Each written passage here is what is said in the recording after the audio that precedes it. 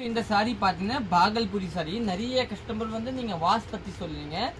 நம்மக்கிட்ட இல்லை, எல்லா பக்கம் வாங்குறீங்க. நீங்கள் ஆன்லைனில் வாங்குறீங்க சாரி, இல்லை நீங்கள் பெரிய ஷாப் ஷோரூமில் வாங்கின சாரி. பாகல்புரி சாரி பார்த்தீங்கன்னா நல்லா இப்படி தான் வரும் பாருங்க, நல்லா லேஷாக தான் வரும். இந்த சாரி பற்றி சொல்லுன்னா இதை பார்த்தீங்கன்னா நீங்கள் வாஷிங் மிஷினில் போடவே கூடாது.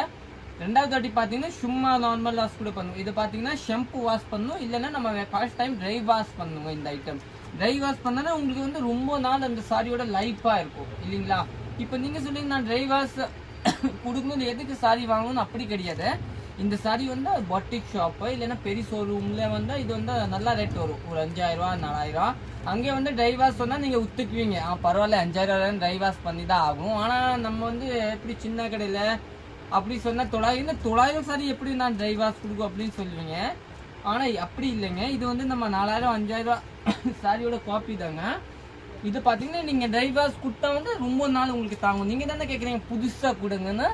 நமக்கு உங்களுக்காக வந்து இது வந்து பாகல்புரி சாரி புதுசாக கொண்டு வரேன். ஆனால் வந்து நம்ம ட்ரை வாஷ் கொடுத்தா ரொம்ப நாள் தாங்கும். இல்லைன்னா என்னால் ட்ரை வாஷ் பண்ண முடியல, நீங்கள் ஷாம்பு வாஷ் கூட பண்ணலாம். ஆனால் தட்டு கூடாது, இதை ப்ரெஷ் எல்லாம் போடக்கூடாது, நீட்டாக வைக்கணும், நல்லா ஆயின் பண்ணி வைக்கணும். அதுதாங்க. தேங்க்யூ.